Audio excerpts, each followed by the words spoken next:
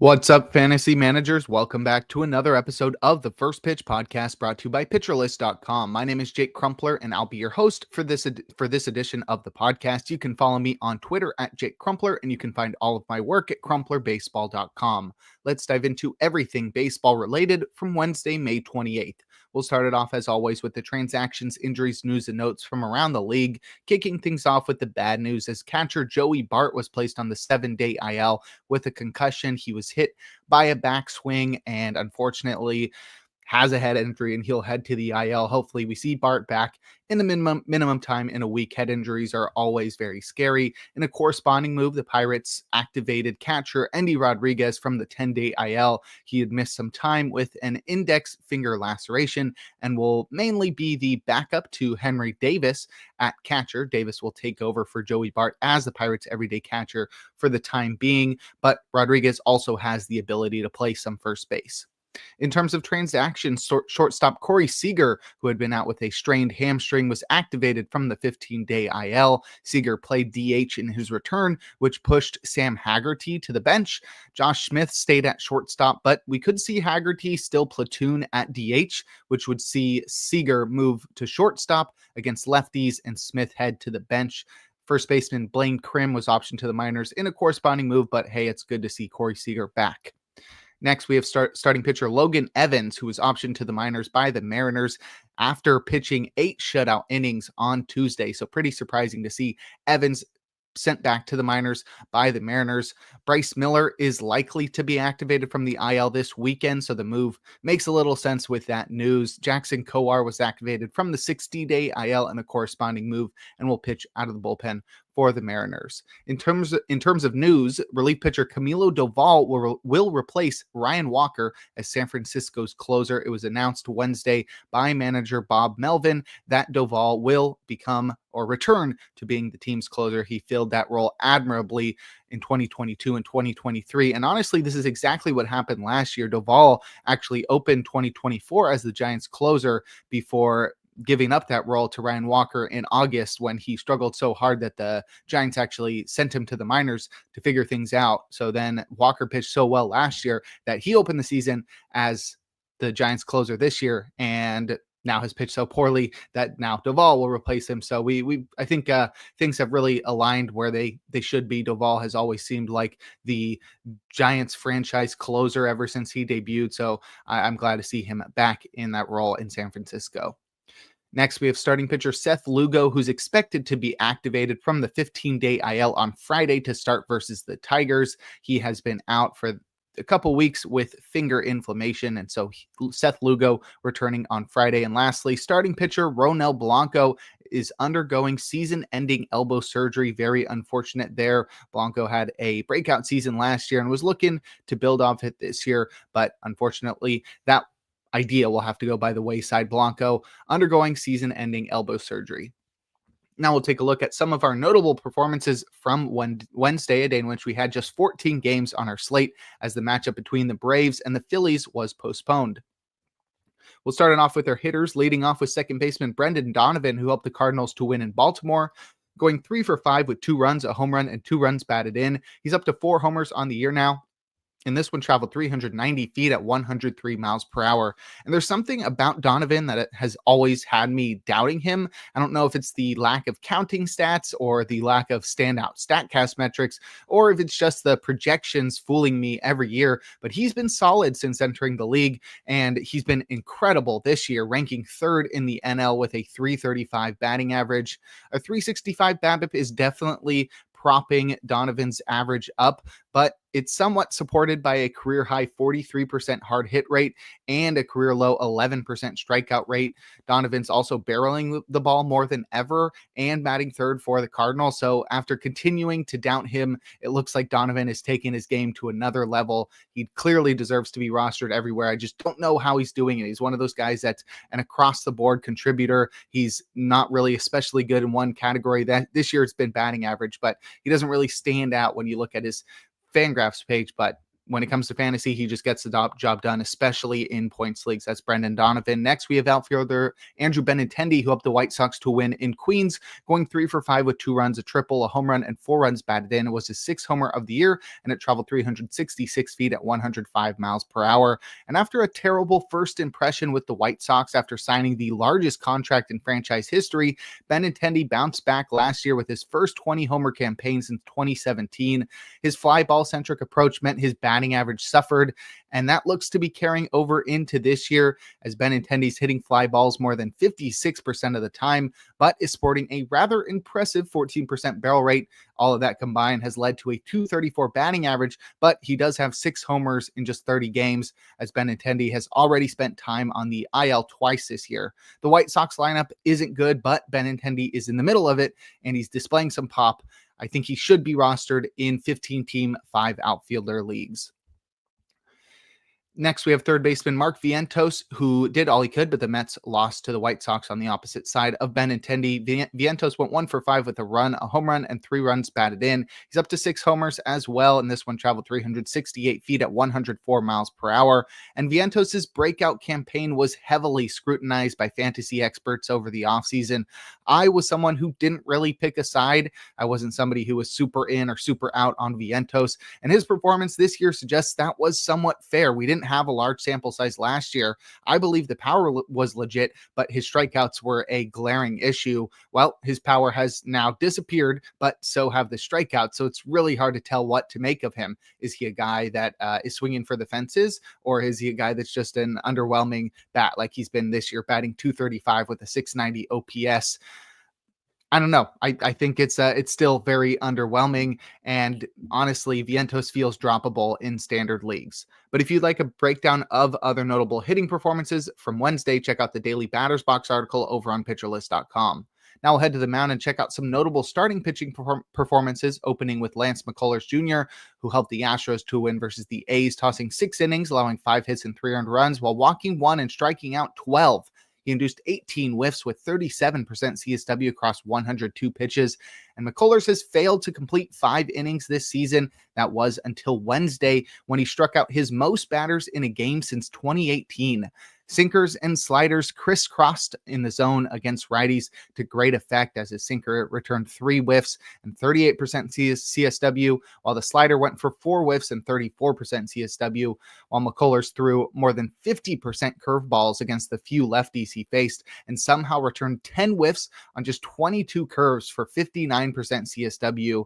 Changeups were pretty much non-existent, but the righty-heavy lineup helped him not have to rely on that pitch. McCullers is yet to show a consistent ability to control his pitches from start to start, which is expected coming off the long layoff that he's had as a result of surgery. But his stuff is so good that if he gets it around the zone, he can strike out a dozen batters like he did on Wednesday. I'm continuing to roll with McCullers as he gets the Pirates in Pittsburgh next.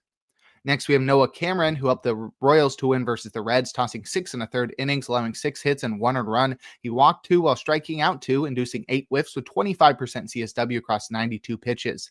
Cameron has gotten off to an incredible start to his rookie campaign, pitching to a 1.05 ERA and a 0.82 whip across his first 4 career starts.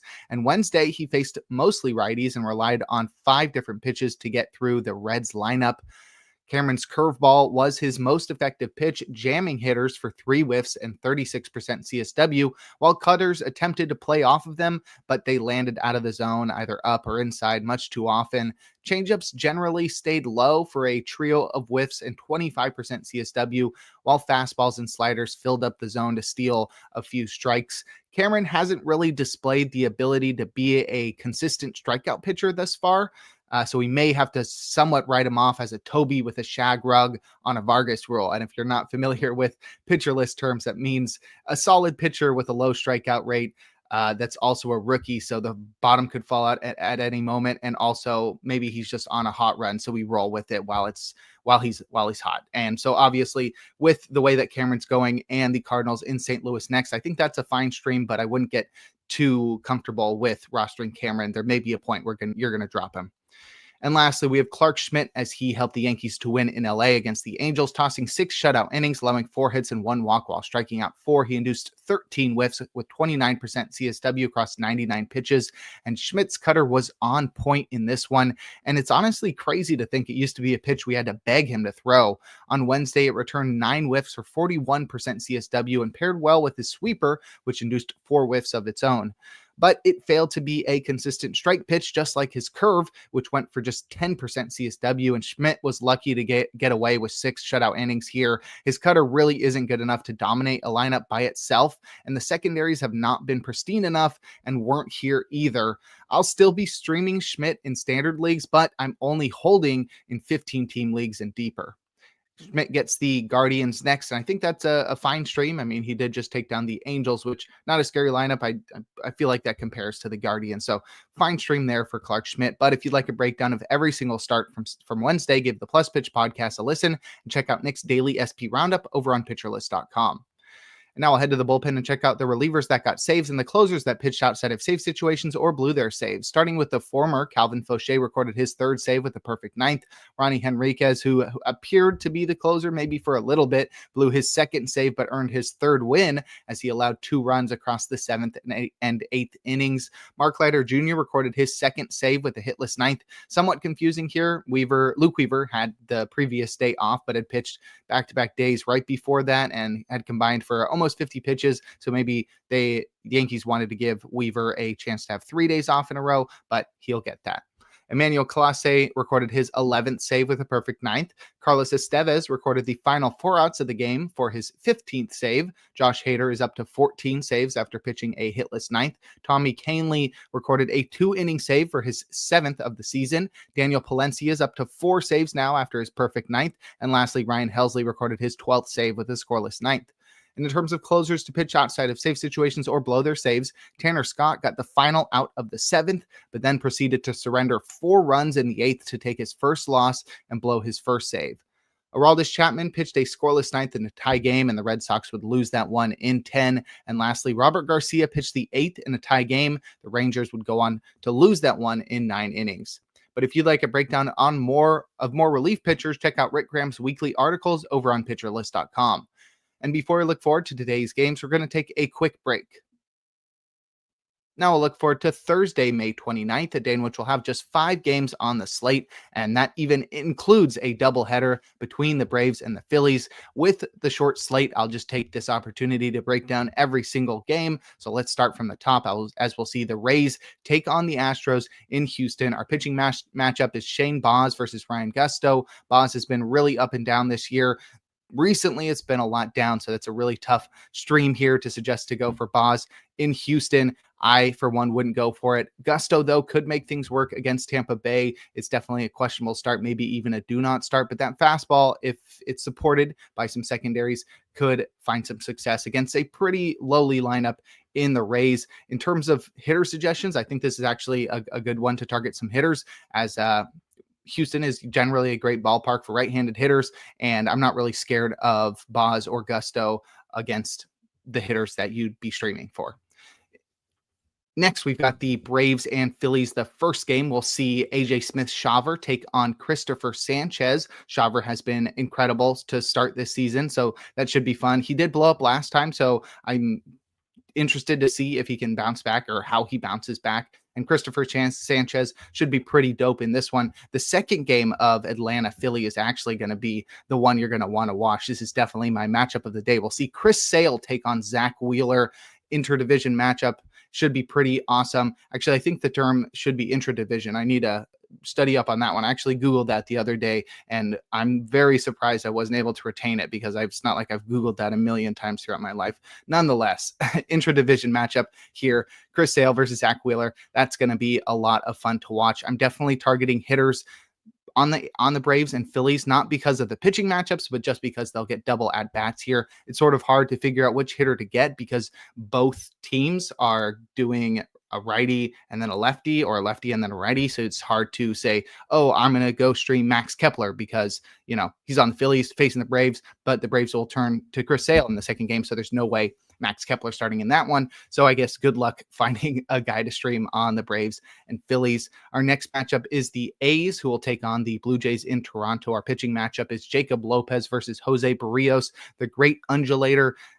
Definitely probably want to look at some A's hitters against Barrios. There's something about him that Nick really doesn't like, but that's okay.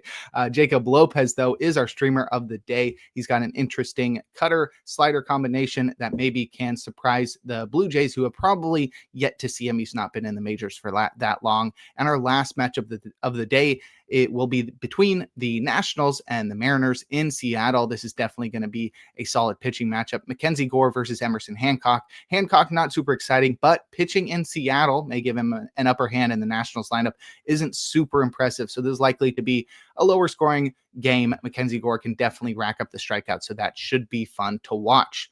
But that'll do it for today's episode of the First Pitch Podcast. Make sure to head on over to pitcherlist.com to check out all of the great articles and features we have on the site. Sign up for PL Plus or PL Pro to gain access to the Discord and to support the PitcherList staff.